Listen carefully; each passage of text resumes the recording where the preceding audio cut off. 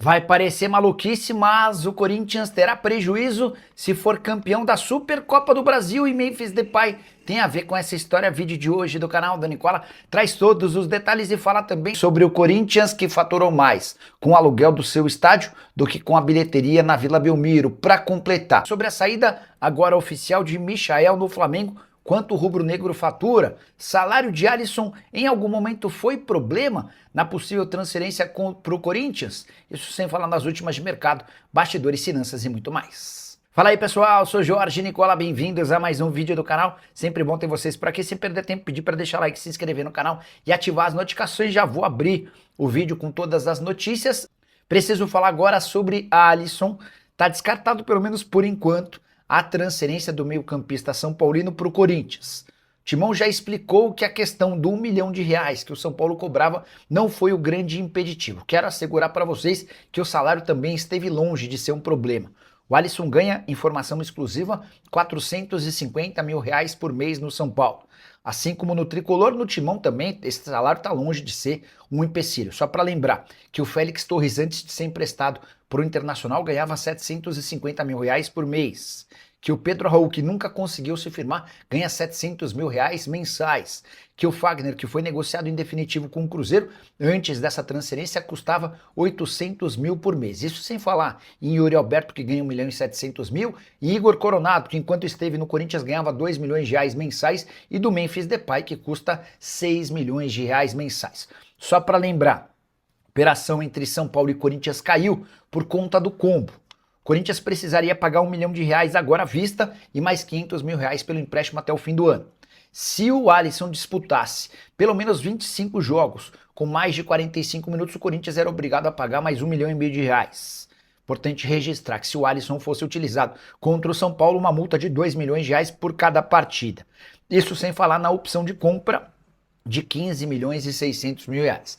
Diante desse pacote todo e com a impossibilidade de o Alisson ser utilizado pelo Corinthians no Campeonato Paulista por já ter sido inscrito no São Paulo, o Corinthians acabou recuando. Quem sabe um pouco mais para frente essa tratativa possa avançar. Alisson, que voltou a treinar no São Paulo, mas não tem sua garantia de utilização no Tricolor, até porque ele se queimou com o torcedor e nunca esteve nos planos do técnico Hernan Crespo. E Michael não é mais jogador do Flamengo. A oficialização aconteceu nessa sexta-feira. O atacante de 29 anos de idade foi vendido para o Al-Ula, da segunda divisão da Arábia Saudita, operação de $3,5 milhões. A gente está falando de mais ou menos R$18,4 milhões. Com a observação de que o Michael havia chegado do Al Hilal sem custos. A única despesa que o Flamengo teve com o Michael durante esse período foi seu salário, e direito de imagem, luvas, de R$1,5 milhão por mês. Desde que foi contratado em 2024, o Michael disputou 45 jogos, 23 como titular, 6 gols e 5 assistências, esteve longe de brilhar como na primeira passagem. Em 2026 ele nem chegou a entrar em campo, foi relacionado para 2 partidas, mas não saiu do banco de reservas. O Santos era um dos interessados, o Corinthians também demonstrou a intenção de fechar com o atleta, mas o Flamengo optou por alguém que lhe pagasse dinheiro, e esses R$18,4 milhões se somam a outras vendas já feitas pelo Flamengo. Só para completar em relação ao Fla, registrar que Paquetá foi enfim anunciado como reforço. Ele assinou seu contrato nessa sexta-feira. O negócio já estava sacramentado desde quarta-feira e a ideia é que o Paquetá esteja à disposição do técnico Felipe Luiz para a partida de domingo na Supercopa do Brasil. A saideira sobre o Flamengo, rubro-negro contratou o centroavante Josmar, que vem da base do Avaí, só 17 anos de idade, atua como camisa 9 de referência e chega para a base do Flamengo. Rubro-negro deixa um percentual de venda futura para o clube catarinense. Informação importante no Corinthians: o Timão terá prejuízo financeiro se for campeão da Supercopa do Brasil, jogo nesse domingo contra o Flamengo no Mané Garrincha. Você não entendeu nada, né? Até porque título costuma ser sinônimo de conta cheia, afinal de contas os prêmios costumam ser bem interessantes. O da Supercopa do Brasil será de US$1 milhão, ou R$5,250 mil. Só que Memphis Depay tem direito a R$4,725 mil livres de impostos de qualquer título, seja de liga, competição, taça, enfim. Pode ser um único jogo, como da Supercopa do Brasil, e o Memphis tem direito a esse prêmio. Como eu contei, livre de impostos, essa conta para o Corinthians vai superar 5 milhões e 200, 5 milhões e 300 mil reais. Com a lembrança de que os 5 milhões 250 mil a que tem direito em caso de título vindos da CBF tem descontos. Então, Corinthians só logo de cara, por ter de pagar prêmio ao Memphis Depay, já fica no prejuízo. Isso sem contar no prêmio que vai ter de ser destinado a todo o restante do elenco em caso de vitória contra o Flamengo. Preciso acrescentar que Flamengo e Corinthians têm, pela presença na final da Supercopa do Brasil, direito a 6 milhões 350 mil reais.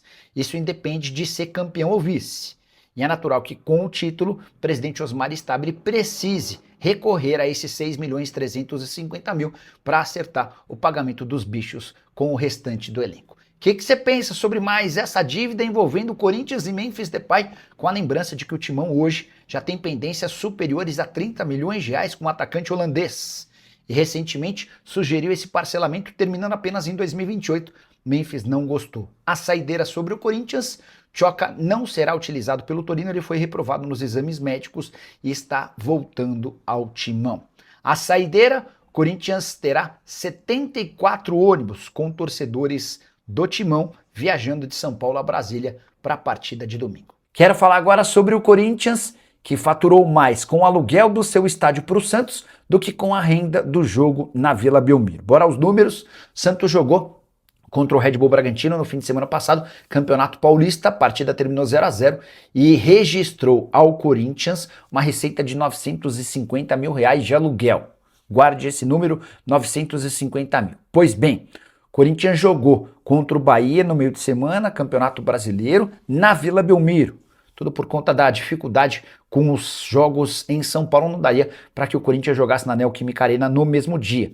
Na teoria, o Corinthians precisaria jogar na quinta-feira e ele teria menos tempo para se preparar para a partida desse domingo contra o Flamengo. Para poder chegar ao confronto da Supercopa do Brasil contra o Flamengo mais descansado, o Corinthians topou mandar sua partida na Vila Belmiro. O problema é que a arrecadação desse jogo na Vila foi de 1 milhão e 100 mil reais. Com os descontos, entre eles 300 mil pagos ao Santos de aluguel, sobraram para o Corinthians de receita líquida desse jogo na Vila Belmiro 511 mil reais. Pouco mais da metade dos 950 mil faturados com o aluguel da Neoquímica Arena. Só para lembrar, quando joga em seu estádio, o Corinthians costuma ter arrecadações próximas a 2 milhões de reais livres de impostos. Foi assim, por exemplo, em sua última partida como mandante na Neoquímica Arena. Só para completar o noticiário do Timão, registrar que o Corinthians contratou Crisleison Santos. Ele já trabalhou como observador do Manchester United e chega para ser o coordenador de mercado das categorias de base. Já João Pedro Tchoka pode ser devolvido pelo Torino. Nos primeiros exames médicos houve uma reprovação. O negócio ainda não está completamente descartado. O que você achou de tudo que eu falei? Não esquece de deixar like, de se inscrever no canal. A gente se encontra assim que surgir notícia. Tchau. Fala, minha turma, beleza? Mais um giro de notícias do Corinthians. Informações exclusivas e atualizadas para você. Não perder nada, peço para você deixar o like nesse vídeo. Se inscreva no canal, ativando o sininho das notificações para ficar sempre atualizado sobre tudo que está sendo falado no Coringão. A gente vai encerrando essa edição para que sábado desse, né, muita informação. O domingo tá chegando, dia 1º de fevereiro, vai ter muita informação aí do maior clube do mundo que vai jogar contra o Flamengo para a Copa da Supercopa do Brasil. Combinado? Um grande abraço e até o próximo vídeo. Fui.